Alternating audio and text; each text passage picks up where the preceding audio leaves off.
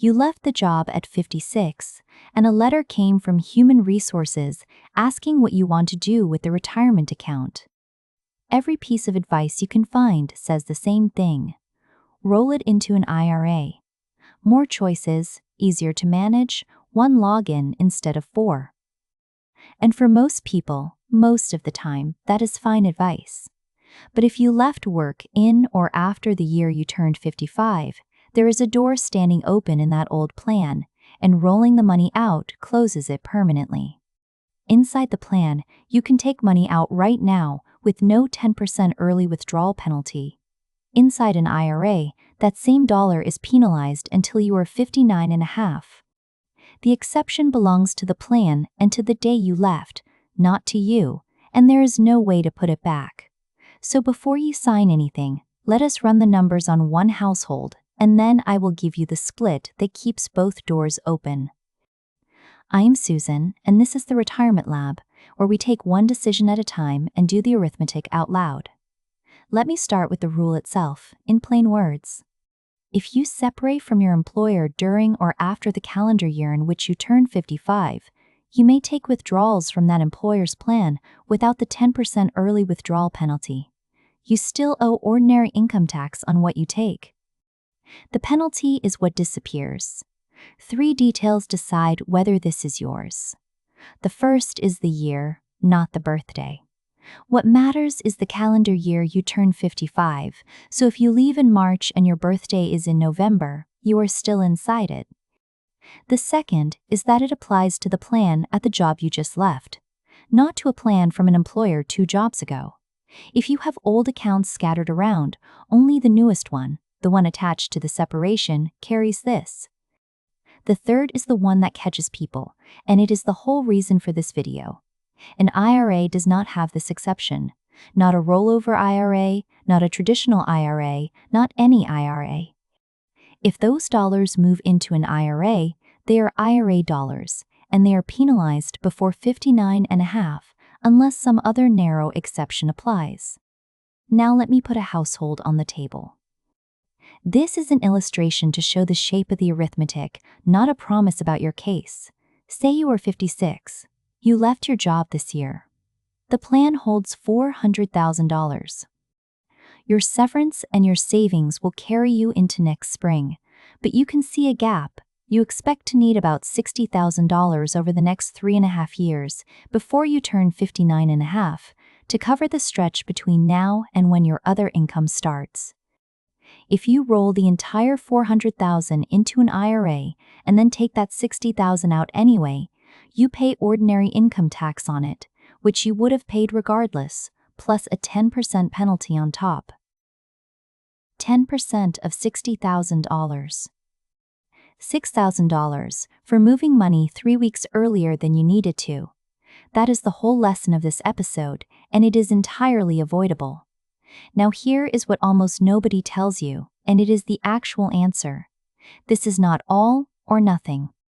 You can leave part of the money in the plan and roll the rest. So in that example, leave $70,000 or $80,000 in the old plan, which is the $60,000 you expect to need, plus a cushion, and roll the other $320,000 into an IRA. The money you might need early keeps its penalty-free door. The money you will not touch for a decade goes where you have more investment choices. You gave up nothing. Ask the plan administrator one question to make this work. Does this plan allow partial withdrawals after separation, or is it all or nothing? Some plans require you to take the entire balance in one distribution once you start. If yours is one of those, that changes the strategy, and it is a 2-minute phone call to find out. Let me widen that example a little, because the size of the gap changes the answer more than people expect. Suppose instead of $60,000, you expect to need $20,000. The penalty at stake is $2,000, and if your plan menu is genuinely poor, you might reasonably decide the better investment options are worth more than $2,000 over 3 years.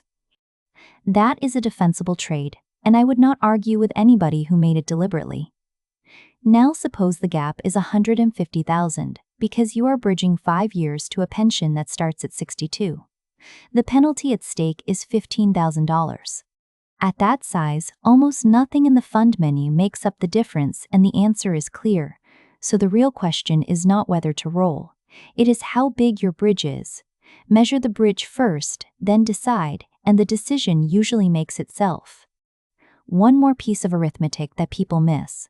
The tax you owe on these withdrawals is the same either way, so do not let anybody tell you the plan is more expensive because withdrawals are taxable. They are taxable in both places. The only difference is the penalty, and the penalty only exists on one side. There is also the question of what happens if you go back to work. If you take a new job and your new employer's plan accepts incoming rollovers, you can often move the old balance there instead of into an IRA, which keeps the money in the workplace system. That is a middle path worth asking about, and the person to ask is the new plan's administrator. That is reason 1 to slow down. There are 2 more, and they matter to fewer people, but they matter a lot to those people. Reason 2 is company stock. Say some of your balance is shares of the company you worked for, and those shares have grown a lot since they went into the account.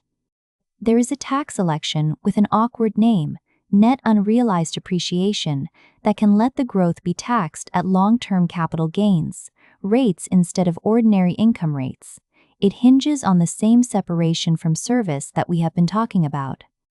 And rolling those shares into an IRA destroys the election permanently.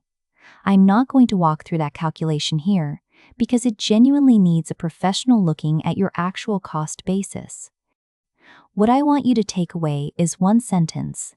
If there is employer stock in the account, do not move anything until somebody has priced that option for you. Reason 3 is protection from creditors. A workplace plan under federal pension law is broadly protected from most creditors. An IRA is protected in federal bankruptcy, but outside of bankruptcy, the protection depends on your own state's law, and states vary a great deal. For most people, this is theoretical. For somebody in a profession with lawsuit exposure, or somebody in the middle of a financial mess, it is not theoretical at all, and it is worth one conversation with an attorney in your state before moving a large balance. Now let me be fair to the other side, because there are real reasons to roll. Investment choice is the honest one. A plan gives you a menu somebody else picked. An IRA gives you almost everything. If your plan menu is narrow or the funds are mediocre, that is a genuine cost of staying.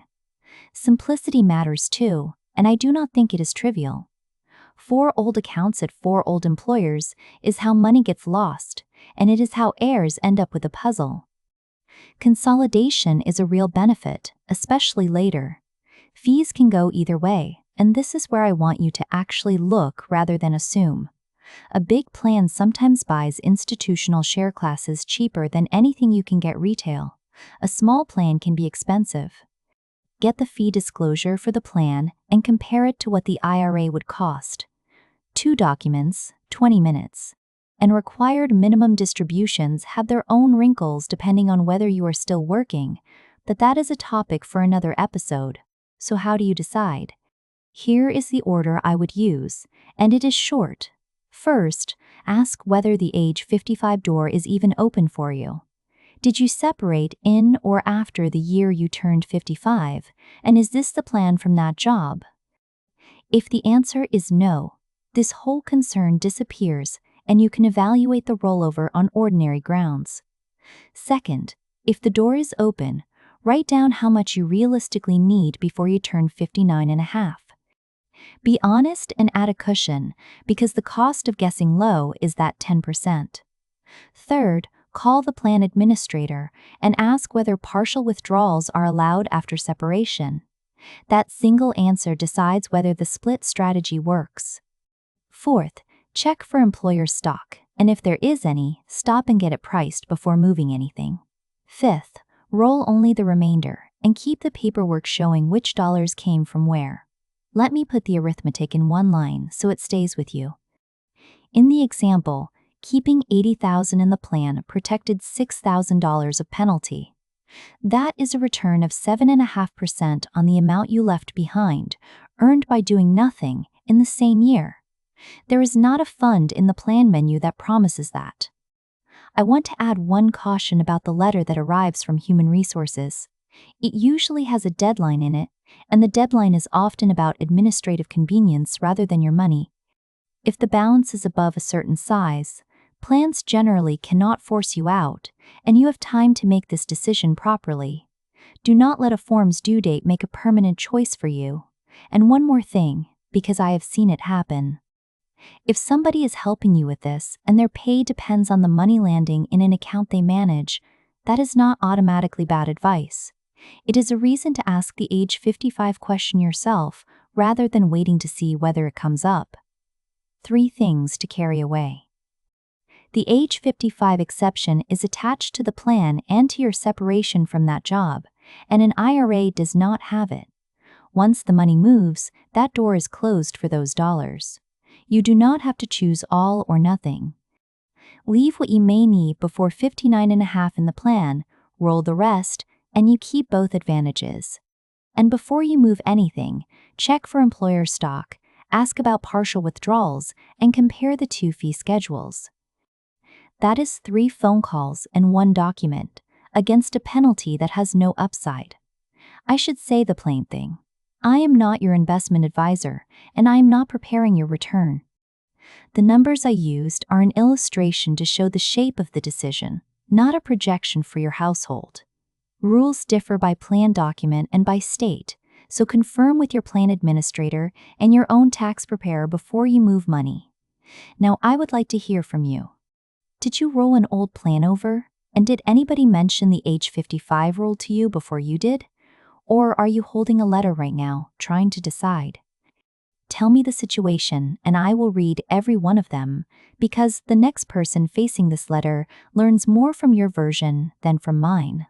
If this was useful, subscribe. We run the numbers here every week, one decision at a time, with the arithmetic on screen. I am Susan.